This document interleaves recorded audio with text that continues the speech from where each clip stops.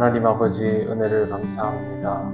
이 아침에도 우리를 불러주셔사오니 주님 말씀 따라 기도로 나아갑니다. 성령께서 우리에게 말씀하여 주시고 깨닫게 하옵소서. 예수님 이름으로 기도드립니다. 아멘. 찬송가 430장 하나님께 찬양드립니다. 주와 같이 길 가는 것 즐거운 일 아닌가. 우리 주님 걸어가신 발자취를 밟겠네. 한 걸음 한 걸음 주 예수와 함께 날마다 우리 걸어가리. 어린아이 같은 우리 미련하고 약하나 주의 손에 이끌리어 생명길로 가겠네. 한 걸음 주 예수와 함께 날마다 우리 걸어가리. 꽃이 피는 들판이나 험한 골짜기라도 주가 인도하는 대로 주와 같이 가겠네. 한 걸음 주 예수와 함께 날마다 우리 걸어가리.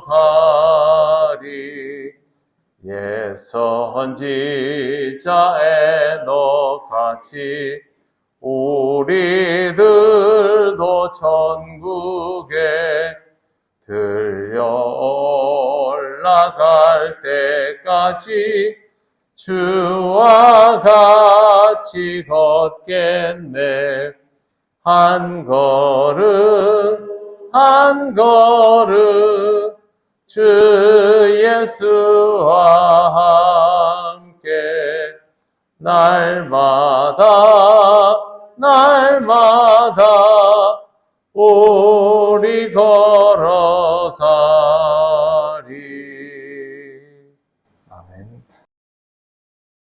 하나님 말씀 누가복음 5장 5절부터 8절까지입니다. 한 절씩 교독하겠습니다.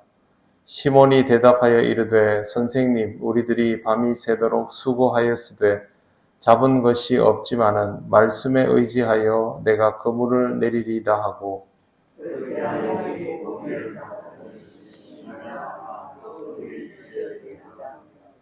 이에 다른 배에 있는 동무들에게 손짓하여 와서 도와달라 하니 그들이 와서 두 배의 채움에 잠기게 되었더라. 시몬 베드로가 이를 보고 예수의 무릎 아래에 엎드려 이르되 주여 나를 떠나소서 나는 죄인이로소이다 하니. 어부로서 자신의 능력보다 예수님의 말씀을 더 무겁게 생각했던 베드로는 예수께서 시키시는 대로 그물질을 해서 담을 수 없을 만큼 많은 고기를 잡았습니다. 그런데 참 아이러니한 것은 이 시몬은 예수님의 말씀을 듣기 위해 모여든 무리 중에 한 사람이 아니었다는 사실입니다. 그는 그냥 밤새 그물질을 하고 돌아온 어부였습니다. 이런 그가 주의 말씀을 듣게 된 것은 듣고 싶어서가 아니라 들렸기 때문입니다. 주님이 만약 그냥 무태서 말씀을 전하셨다면 베드로는 주의 말씀을 들을 필요도 들을 기회도 없었을 것입니다. 하지만 굳이 시몬의 배에 올라서 말씀을 전하셨기 때문에 그 옆에서 그물을 씻고 있다 보니 듣지 않으려고 해도 듣지 않을 수가 없고 그냥 들리게 되었던 상태가 된 것입니다. 바울과 실라가 감옥에 갇혔을 때 감옥 문이 열리는 사건이 있었습니다. 덕분에 간수는 사실상 죽은 목숨이 되었고 죄수가 탈옥을 하면 그렇게 될 수밖에 없는 상황에서 바울과 실라는 감옥을 벗어나지 않았습니다. 그때 간수가 바울을 향해서 자기가 어떻게 하면 구원을 얻겠습니까? 라고 했을 때 바울이 주 예수를 믿으라. 그리하면 너와 내 집이 구원을 얻으리라 라는 답을 주었습니다. 그런데 간수가 구원을 받고 싶어 해서 이 말을 한 것이 아니지 않습니까? 지금 이 상황을 어떻게 하면 모면할 수 있겠습니까? 라는 질문을 했는데 뜻하지 않게 복음을 전해 받았던 것입니다. 이와 같은 경우는 이 사람이 원해서 복음을 접한 것이 아니라 복음이 사실상 이 사람을 선택한 것이라 할 수 있죠. 시몬이 원해서 예수님을 만난 것이 아니고 예수님께서 시몬을 선택하신 것과 같은 이치가 되는 것입니다. 우리가 주님을 믿고 따르기를 원하고 주의 말씀을 필요로 한다면 그것은 당연히 주님을 믿고 말씀을 들을 수 있는 기회가 될 것입니다. 그런데 항상 우리가 스스로 나가서 제 발로 그렇게 하는 것이 아닙니다. 많은 사람들이 교회에 오게 되면 내가 교회에 나간다라는 생각에 집중을 합니다. 그런데 그 이전에 하나님께서 어떻게 하셨기 때문에 그 사람이 교회에 나오게 된 것이죠.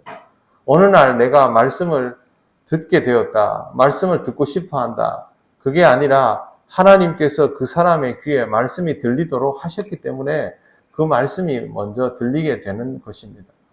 우리는 그 부분을 놓치면서 우리의 의지를 가지고 신앙생활을 하는 것처럼 착각을 합니다. 하지만 그렇지 않습니다.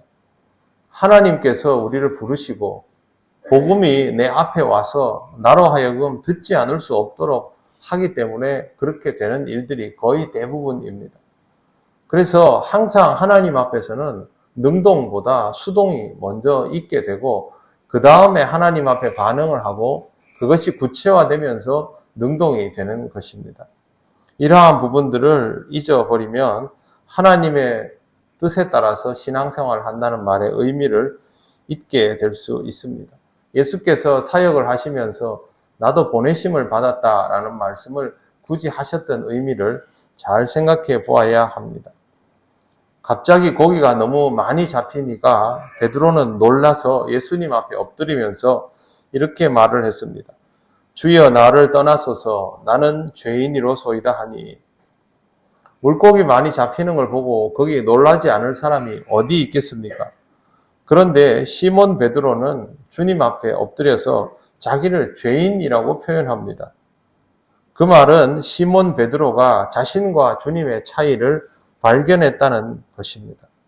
눈앞에 보이는 기적이 결정적인 것이죠. 더 놀라운 것은 주의 말씀대로 이루어졌다라는 데에 있습니다. 거기서 죄인인 자신과는 전혀 어울리지 않은 주님을 발견하게 된 것입니다.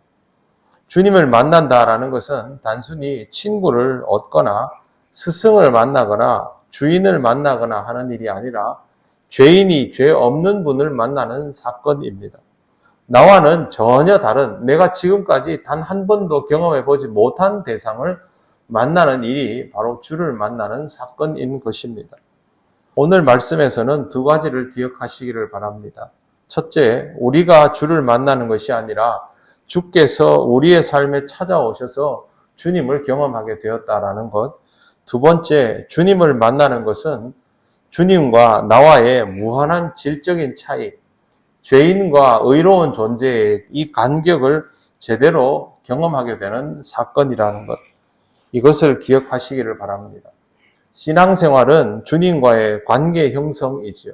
말씀드린 이 두 가지가 확실하게 자리가 잡히지 않으면 나와 주님과의 관계는 시간이 지나면서 선명한 방향으로 일직선으로 나아가는 것이 아니라 굉장히 애매모호한 상태가 될 수 있습니다. 때로는 내가 주인이 되었다가 때로는 주님이 주인이 되었다가, 때로는 내 멋대로 하다가, 때로는 주님이 시키는 대로 하다가, 이런 것들을 반복하게 되는 것이죠. 이러면 어떤 현상이 발생하냐 하면 주의 제자로서 꾸준히 나아가지 못하게 됩니다.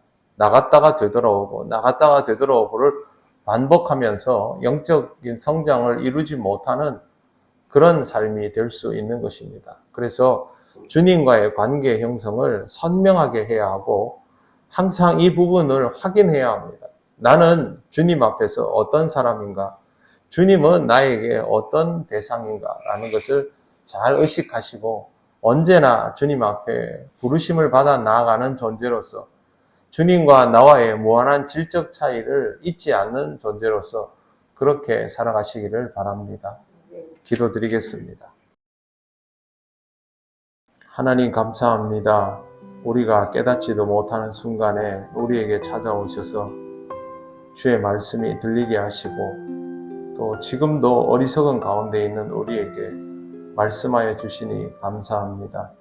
언제나 주님이 우리에게 오시고 복음이 우리에게 와 있음을 잊지 않게 하시고 우리와는 전혀 다른 존재인 주 예수 그리스도를 온전히 경험하는 삶이 되게 하여 주옵소서. 이 세상에 어떤 것도 우리 삶의 해법이 될 수 없으며 주님만이 우리의 인생을 주도하실 수 있고 이를 따르는 것이 우리에게 가장 귀하고 복된 일임을 오늘도 확인하게 하옵소서. 오늘도 주님의 인도하심을 따라 나아가는 우리 통영교회 모든 성도들이 되기를 간절히 원하오며 예수님 이름으로 기도드립니다. 아멘.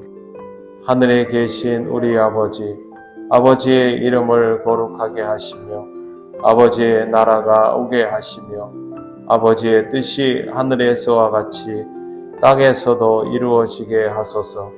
오늘 우리에게 일용할 양식을 주시고 우리가 우리에게 잘못한 사람을 용서하여 준 것 같이 우리 죄를 용서하여 주시고 우리를 시험에 빠지지 않게 하시고 악에서 구하소서. 나라와 권능과 영광이 영원히 아버지의 것입니다. 아멘.